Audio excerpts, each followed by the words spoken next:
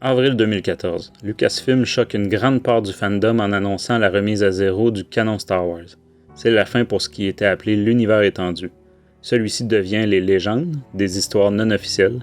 Seuls les films et la série télé de Clone Wars sont du nouveau canon. Pourquoi nouveau canon? Parce que le concept de canon existait déjà depuis bien longtemps. Dès 1994, George Lucas commence à encadrer les multiples œuvres Star Wars publiées d'une reconnaissance officielle, ou non, dans un but de continuité logique. Malgré cela, plusieurs œuvres continuent de se contredire ici et là. Et lorsque Lucas revient au cinéma avec la prélogie au début des années 2000, de grands pans de l'univers étendu sont balayés par les nouveaux récits du créateur. Le phénomène se multiplie par la suite avec la série animée de Clone Wars, contredisant chaque semaine et pendant plusieurs années de nombreux livres et BD, pourtant fraîchement publiés. De nombreux auteurs expriment publiquement leur mécontentement, mais le mot d'ordre demeure: la priorité ira toujours aux supports audiovisuels et très lucratifs que sont le cinéma et la télé. L'importance des histoires est donc relative aux médiums utilisés, et le lecteur doit considérer que les livres et BD qu'il lit peuvent très bien être contredits par après. Pourquoi alors, après un an de propriété par Disney, Lucasfilm décide de changer la donne? À première vue, parce que Disney a acquis la franchise Star Wars expressément pour la ramener au cinéma, et en premier lieu dans la période temporelle suivant le retour du Jedi, période la plus dense en œuvres de toutes sortes dans l'univers étendu.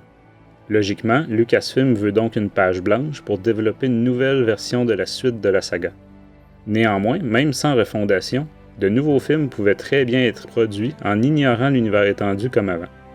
Le réel grand changement depuis cette décision est que maintenant tout est canon, sans priorité officielle d'un médium sur l'autre. Un groupe d'encadrement est né chez Lucasfilm, le fameux Story Group, pour coordonner le travail des auteurs des différentes histoires Star Wars. Ce dernier s'assure d'éviter les contradictions éventuelles d'une œuvre à l'autre et suggère aux auteurs des idées et suggestions permettant une plus grande cohésion entre les œuvres. Donc pour résumer, qu'est-ce qui est légende ou canon? Eh bien le canon, c'est les films de 1 à 6, la série télé de Clone Wars et son film pilote. Ensuite, tout ce qui a été créé depuis avril 2014, films, séries télé et YouTube, romans et BD, ainsi que les histoires des jeux vidéo de grande ampleur tels Battlefront 2 et Jedi Fallen Order. De leur côté, les légendes regroupent toutes les autres œuvres produites avant avril 2014. Quelques exceptions furent autorisées, puisque déjà en production, mais les œuvres contiennent désormais le bandeau Légende. À cela s'ajoutent quelques productions pour les jeunes enfants.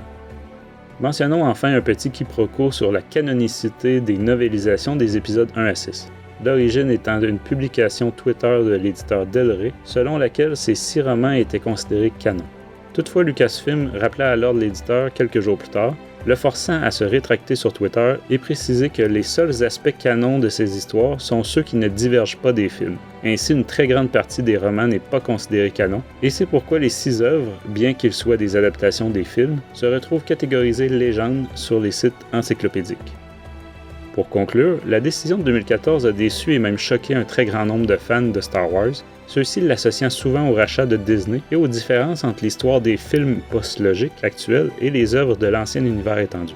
On peut pourtant supposer que même sans cette création d'un canon strict, les films auraient été produits sans lien avec l'univers étendu, comme ce fut le cas lors de la prélogie et des séries télé. Avant la vente à Disney, les plans de George Lucas pour les épisodes 7, 8 et 9 étaient même encore plus éloignés de l'univers étendu que le sont les films produits par Disney. Depuis, au fil des années et des œuvres publiées, de nombreux concepts et personnages des légendes ont été recanonisés.